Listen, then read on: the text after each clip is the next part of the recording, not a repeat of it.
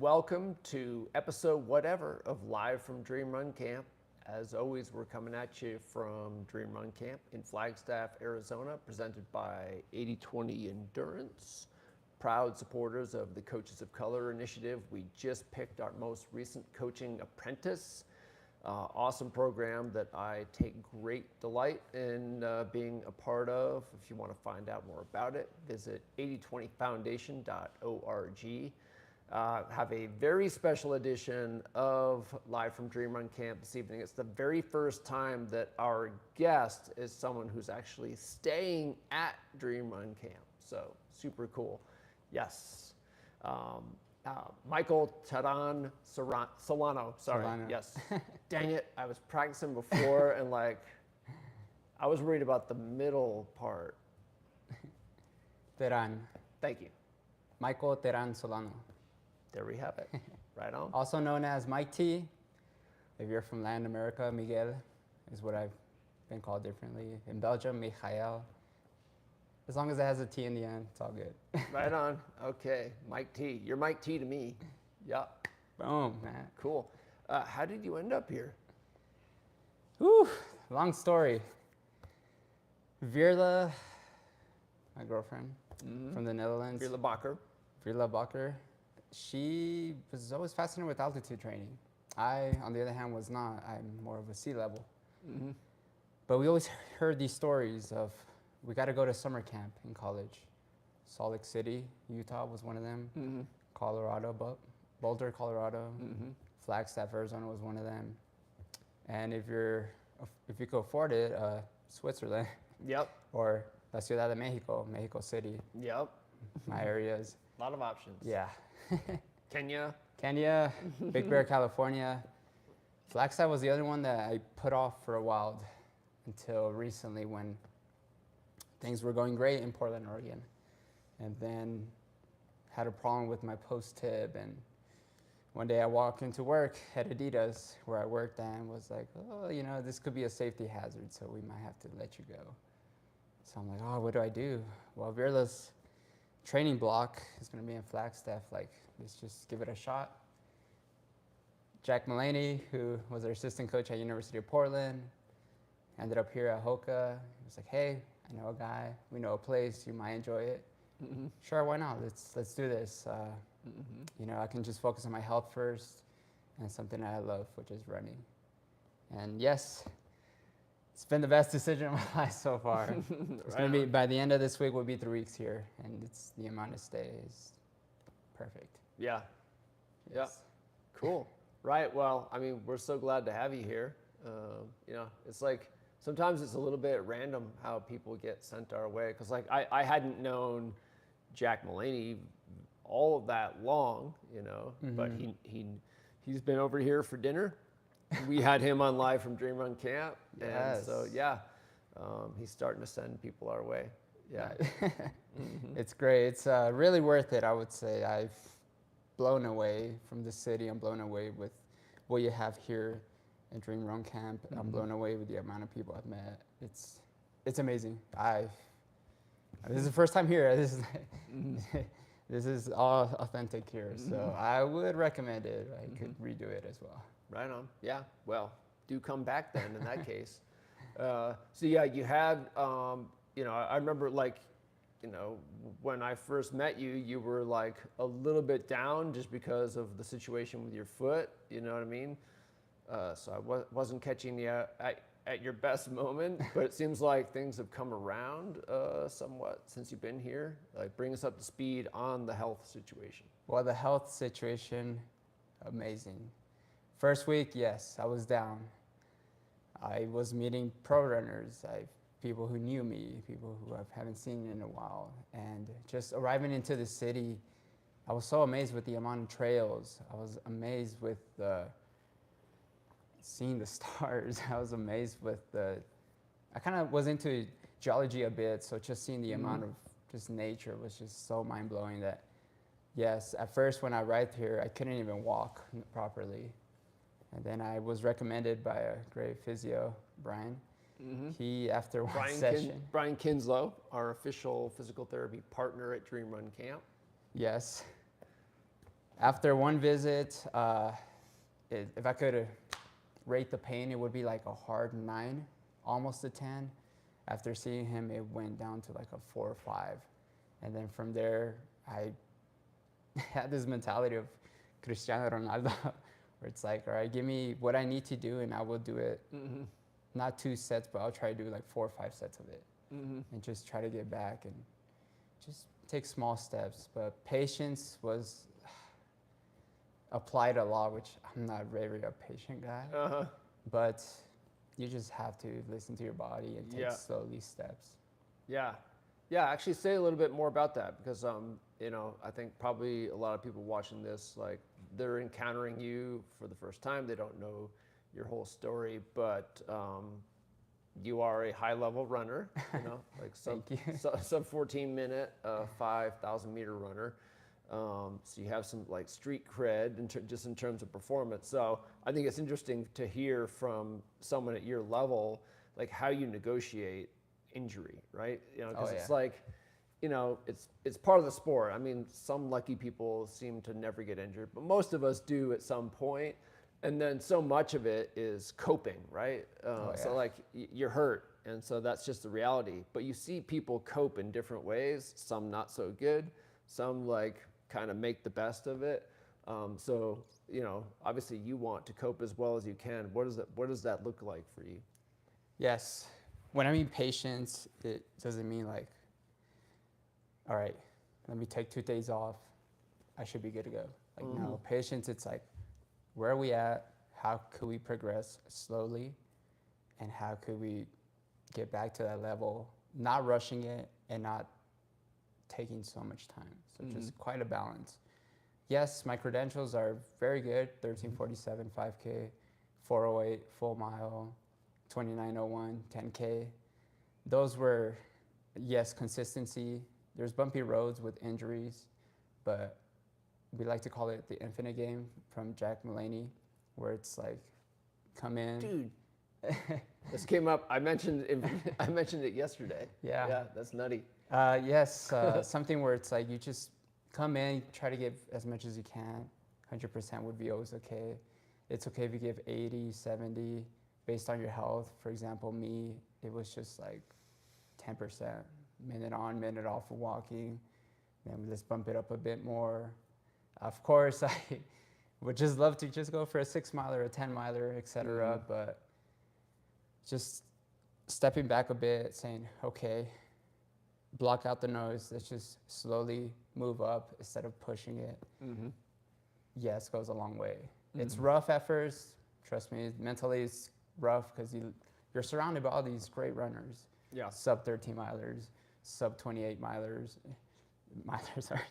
sub 28 10K runners, sub 13 5K runners, sub 4 milers. You could be trapped and be like, oh man, like I know if I focus, I could do this, this and that. But first it's, let me prioritize my health first before I start setting and going back towards my goals.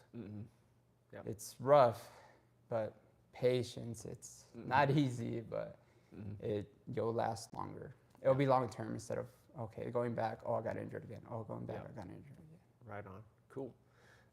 So let's rewind, and I would love to. I mean, I do not know the answer to this question. Like, just like what was like growing up like for you?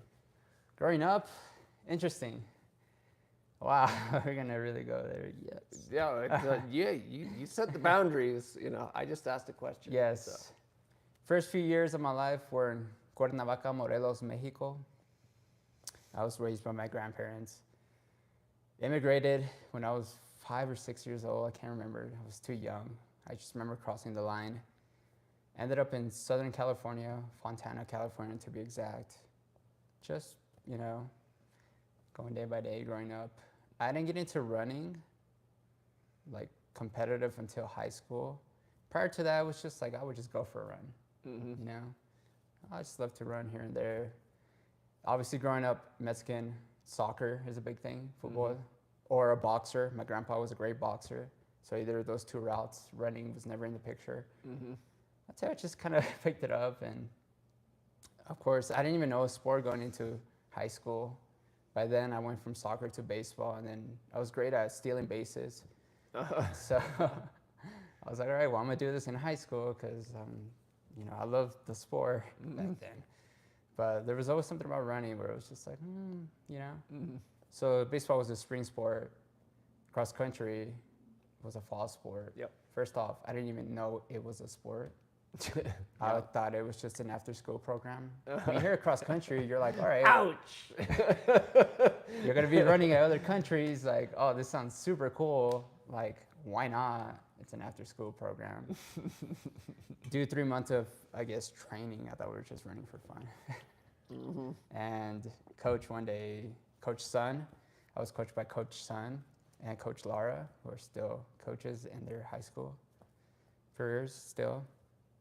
They were like, oh, well, by the way, we're going to be racing this next week, so you want to prepare. And I was like, oh, wait, really? This is a sport? It's like, yeah, well, you thought it was an after-school program? I'm like, yeah, I did. Like, I actually did think that. It's like, no, you're going to be racing about other schools. So first 3-mile race, I won by like 3 minutes.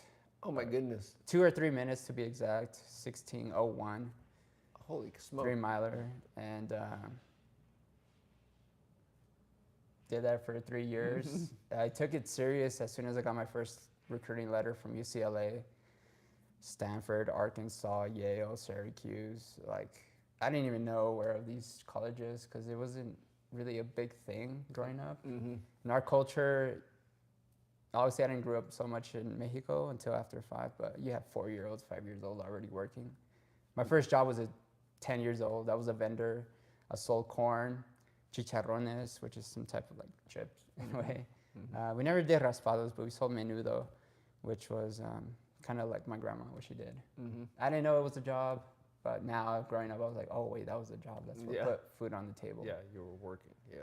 So having that background, I was like, oh, you know, I think I could do something with running. Let's just focus. And yeah, couldn't afford it, so I went to San Bernardino Valley College. But I was like, you know, I believe I could, you know, do this if I could get into D1. I hate going through that phase, but I had to create an ego to get out of the community college phase. And then RC recruited me in high school and then recruited me as soon as I was in junior college, University of Portland. To this day, it's one of the best decisions of my life. It changed my world when it came to running. No more of, I'm just going to stay in Fontana. Let me race overseas. Let me try and reach my goals. Let me meet other people. Let me learn from other cultures, languages. That's how I met you guys here as well. And I know. Whoever I reach out to as well. Yeah. Yeah. So, I mean, clearly you're kind of driven. Like maybe you're a dreamer, like someone who just wanted to reach for more, you know, like, because like that's really interesting. Like you're what, 18, 19 years old when you go through that JUCO phase, you know, like you're not where you want to be, but like, I don't know, you're grown enough to realize like if I just like pay my dues, you know, I can get somewhere further. Then, you know, for me, I grew up differently from you, where like it was all painted out in front of me. Like here are your options, Matt, you know what I mean? Like, so I just had to choose. For you, you had to kind of like figure it out, or like, you know, discover a path for you. Is that accurate? Yes. Yeah, I mean, it changed a lot in high school. Just, it's nice to look around your society and see how it works. Steel company was a big thing, factories, Amazon's running it right now. And I was like, man, like, I don't know, like, I kind of don't want to go that route, you know? I respect my friends, I love them, and I'm glad they're succeeding in that city still, but I just wanted to be like, you know, let me get out of California, let me see what's out there. Oh, there's a running city in Oregon, Portland. Let's check it out there. Let's do this. Like, if I failed, it's okay. I'll just come back. If not, well, great. It went great. Yep. Met Virla. I'm like, okay, well, NCAA, it's one big competitive program. Overseas, you're representing your country, and it's just a whole different field too. And it's like intimidating, but let me give it a try. If I failed, it's okay. Like, I tried. It's okay. It's not failing is not always like, oh yeah, it's a bad thing and stuff. It could be a great thing because you could always learn from it. So I've always taken those risks, and the rewardings have been incredible. Yeah. Yeah. Yeah. Yeah. Tell us more about your time in Portland. So yeah, the connective tissue is like Jack Mulaney, now head coach for Hoka NAZ Elite, former guest at Live from Dream Run Camp, was the assistant coach at Portland while you and Virla were there. But it seems like, like what you just said, it was one of the best decisions you ever made, and I think Yes. you like really flourished there. So just say more about what that experience was like. Yeah, so going into University of Portland, I was excited, a new environment. At that time, I enjoyed the rain a lot. You did. But after 3 years, I was like, wow, okay, now this rain. I miss the sun a bit more. But going into there, you're not the fast guy no more. Mm-hmm. Let's be honest. There's some of my colleagues, and It's a strong program. it's a very strong program. Yes, It's a 10K program at that time. Now it's well-rounded, which has been great. But at that time, it was a 10K program, so there's people that outworked me. There's people that underworked me and still perform or talented. It was just like a mixed pool. Yep. I didn't know about the infinite game until maybe my sophomore year, and that's when I transferred in. And I was getting dropped, I'll be honest with you. Workouts, no, man. There would be a gap. I would always try and finish, but I would always have a gap. I would get dropped. I would not close. And 59s, 60s, back when Matambos were still the big thing, before Dragonflies. So I was getting dropped. I was just like getting beat up. But I just kept showing up and showing up and showing up. And the infinite game came into reality when I first went sub 14, first time ever. It was always a dream, but I knew these workouts were like not displaying that sub 14 shape. Yeah. That week before, we go to Mount Sac. I do a 10K. I just completely blow up. 30-30, I think. 30-20. I'm like, bummed out. But I'm like, no, I'm just going to keep showing up. Next week, we do this 5K. And again, no pressure, no nothing. I just came off a 10K, so I'm like, all right, well, I'm doing a 5K. Should be easier, so let's just send it. And I didn't know this, but first mile was like a sub 4:30. And coach was like, oh, well, Mike Teran just went fast. And at that time, I'm like, okay, wow, okay, I'm just going to keep doing this. I'm just keep driving. I go sub 9. I'm like, oh, okay, now we're talking. I think we're like sub 14 pace now. Like, I'm still in this. Like, let's just keep going, and keep lap. The music didn't help. Yeah. It was like some funky Wrong techno music. Oh, no. At OSU. I was like, oh, gosh, no. And at one point, I see Lalo, who ran for University of Colorado Boulder, now represents Mexico. One of the very few Mexicans that I know in this sport. And I'm like, oh, man, he's right there. He's going back. Like, I'm going forward. Like, let me just kick it in. And I punched my ticket to regionals, went sub 14. Leading up to that, I had no idea I was capable of that. But the infinite game meant, like, I just had to be consistent, even though I was just getting blown up. I break for sub 14. I'm, like, number 3 in my team, I think.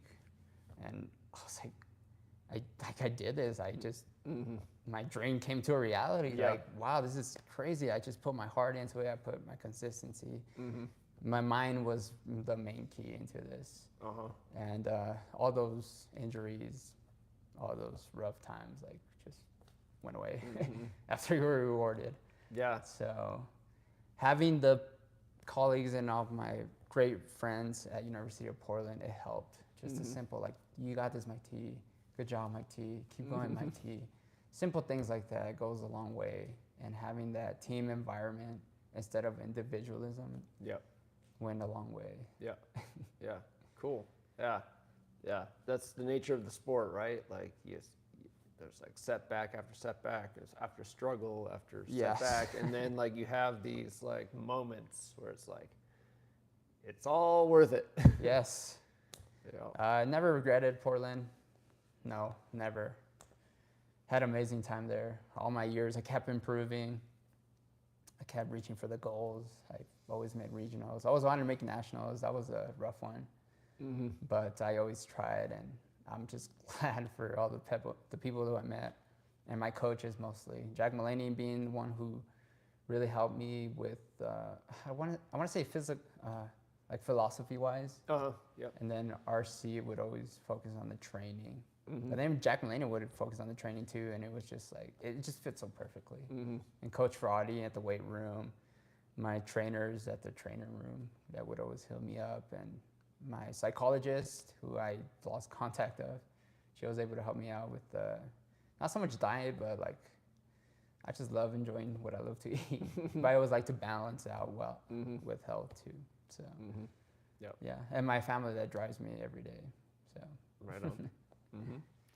So yeah, you mentioned that so here we are in the year 2024, and there are not a lot of other Mexican runners at feel that your level, like you just don't. There's Lalo, and then there's not a lot of others. So like I'm dating myself here, but when I was like totally geeking out on the sport for the first time, Arturo Barrios was like a big deal. So I was like kind of a fan of his. So like what's your awareness of him, and like again, very very few. You don't really hear. Well, if you want to compare to America, well, America has just many runners. Canada as well, France. You see all these other international teams come here. We just recently ran into Finland, a lot of Germans. You have the good boys, the crazy runners from Norway. So Mexicans not as much. Ever I could name Carlos, who used to be on Ron, Lalo, still, but very few in the East, West. But again, this goes back to like, where's our main focus with the country? It's mainly soccer, boxing, and then field events mostly. Long distance, not as much. Maybe marathon runners, a few, but 5K, 10K, it's very rare. But we always try to just embrace our culture and try to kind of put them on the map as well. Of course, it's not an easy thing. Not at all. Yeah. But it's always fun, and it's incredible to like go overseas and just getting cheered at just because we're repping Mexico. Like, oh, go Mexico, or tequila, or sombrero. And I'm like, yeah, that is it's what we have out there. Burrito. So, burrito, taco. It's just hearing the hola, it just makes us feel good. It makes us be recognized a bit more. But, Yeah, so I know that so you're staying at the second house here so we have two houses here at Dream Run Camp nice house. where, cool, I'm glad you like it. Yes. Where Ruby Wiles is kind of like coach in residence, hostess. And so she's like, she's gotten to see more of you, than I have, but like she's really enjoyed you and Fearless both, and she was just telling me like, some of the stuff she's learned about you from conversations. So I know from talking to Ruby that like running is not the only interest you have. Like running is not the only thing you're good at. So can you speak to your other interests? My other interests or hobbies. Well, I love running. I love running so much. I just want to reach my goals. But sometimes there's setbacks, injuries, like in this case. And I used to be lazy. I would just go on YouTube or just play video games. But then after a while, it's just like, let me look into other things. What could I do to, I guess, find skills? What could I do to like either keep me productive? What could I do that could benefit me in the long term? So YouTube was one of them. Started a YouTube channel because I love to run, I love to travel a lot, and I love to eat food, here or international. So I was like, all right, I can start a YouTube channel. Second, I enjoyed watching football a lot. Not American football, soccer. The real thing. Premier League, Liga MX, I love Club America a lot. So through soccer, I was able to not only identify to other countries, but other teams, and then from there I would dig into more like history and kind of like the background. Mm-hmm. That led me to my new hobby that I had no idea I was very good at, which was sewing. Sewing, folks. Sewing. Yes. Backstory, going back to soccer jerseys, I just wanted to learn how to put a number and name on them because I love customizing my jerseys, or I love putting like famous other football players' jerseys, names on them.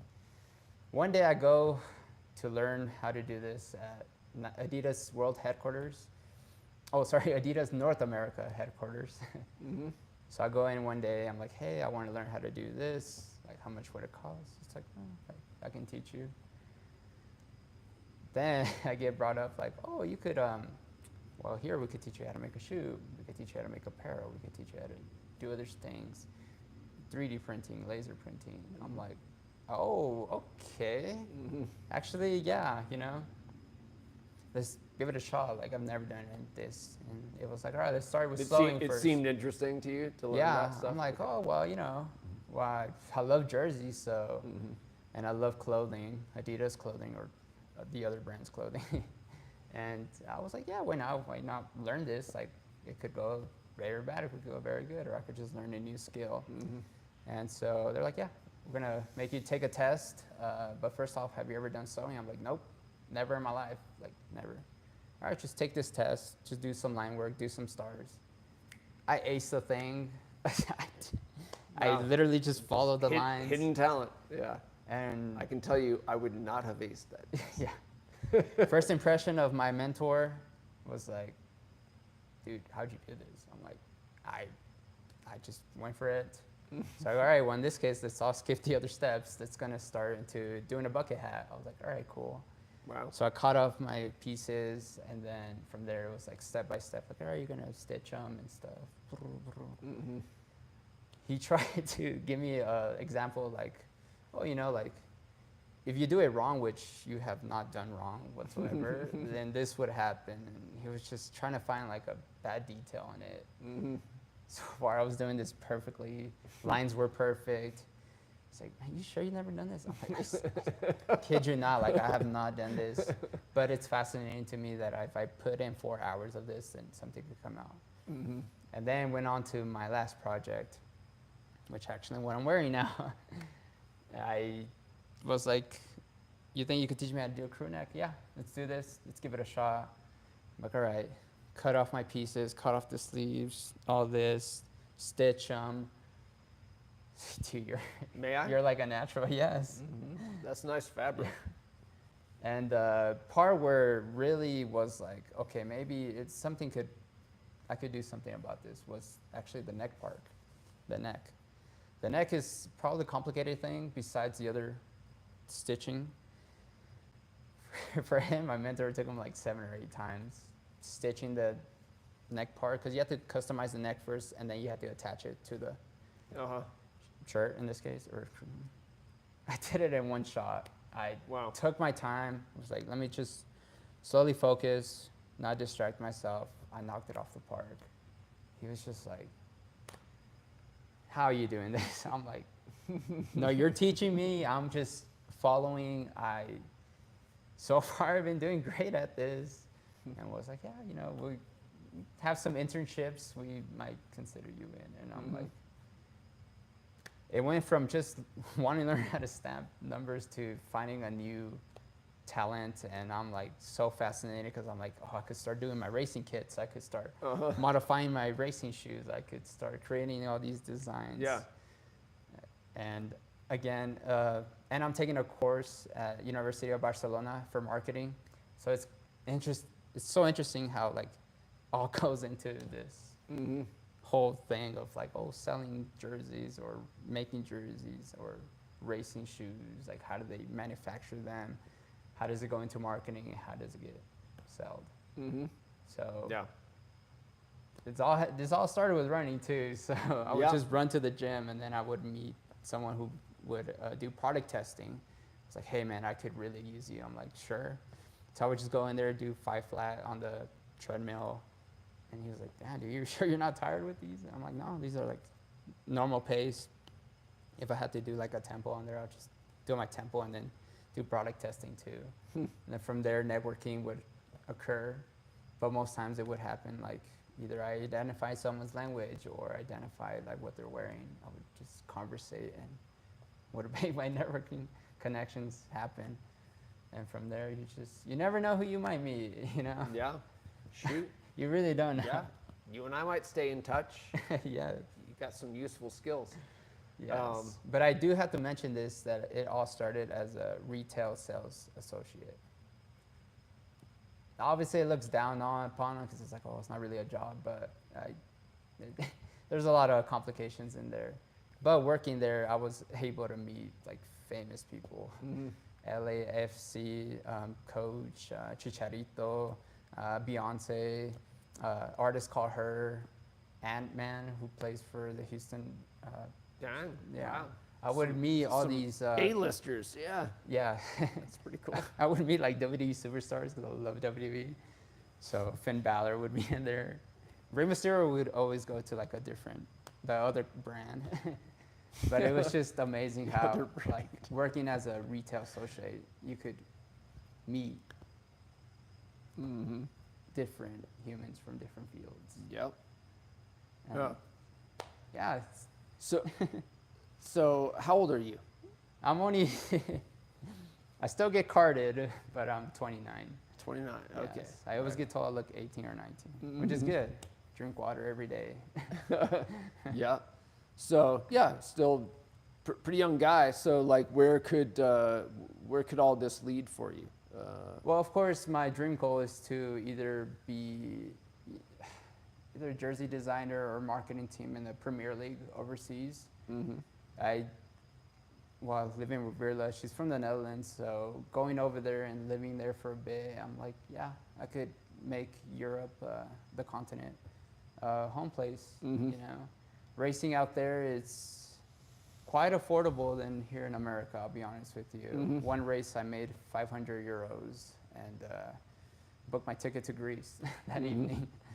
And here, well, I could see the struggles. You know, this time last year, I took a train to Stanford. I had to just sleep in the train overnight and then get there and try to perform dead legs after 40 hours a week. Run 14:20, I believe, and I was obviously a little disappointed, but I was like, man, like, I got to find my balance between running and then what I want to do in my career. Yep. But again, don't limit yourself. You really don't know where your next field could be. Me graduating as a philosophy and sociology major, I'm transitioned to marketing and now like manufacturing field. Just because I got inspired working for Adidas. It's you don't know where your road might be, but Yep. one thing for sure is that you're gonna enjoy what you love doing. So yeah, and I'm still young. So.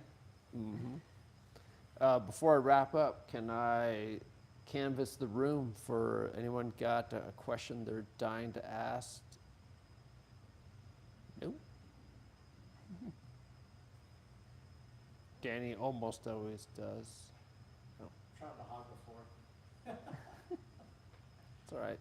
Every room needs its alpha. Yep. So you met a lot of people from a lot of walks of life, you know, casually Beyonce. I'm just like wondering what are some like you're like such a like amazing human. I'm learning more and more about you, but like I'm just wondering what's like the key lesson that you've taken from another person, whether it's on the track or just meeting them in a store. Just what's like a big lesson that you continue to take to this day? Wow. That's a very good question. It's a really good one, yeah. Let's see.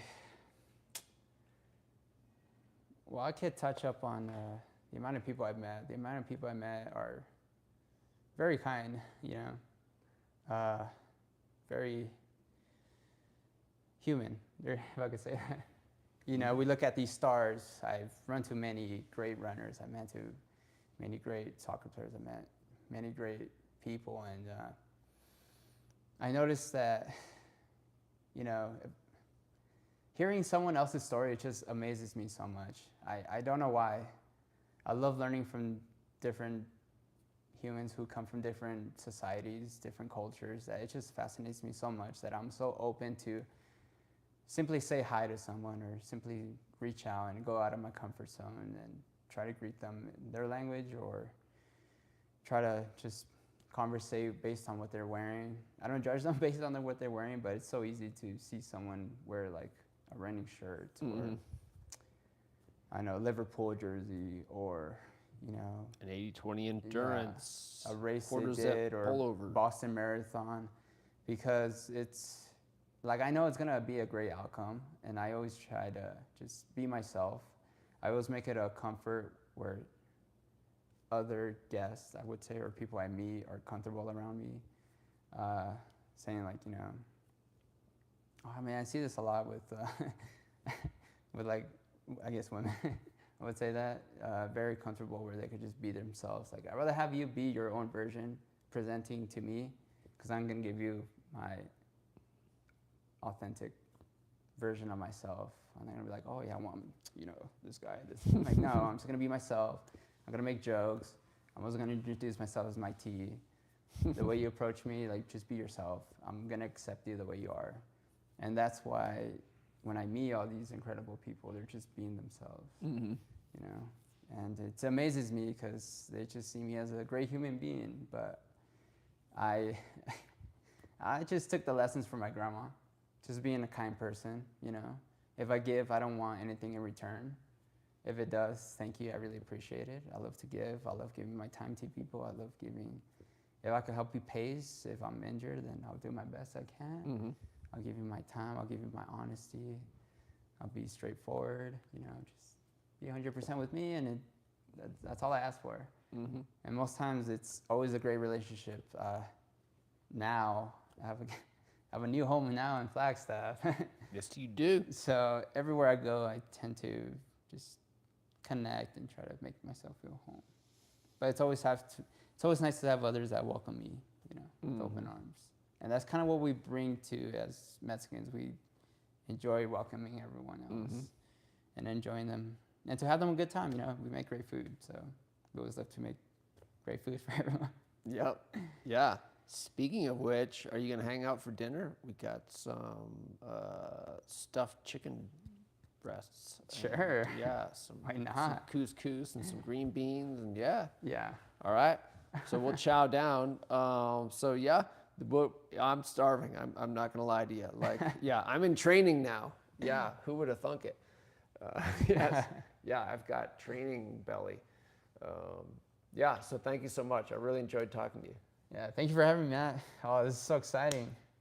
Cool. Take advantage of this. Come through. It's worth it. Checks in the mail. Thank you. Appreciate that. Yeah, thank you, Danny, behind the camera, and the Dream Runners and assistant coach Lauren. We'll see you next time.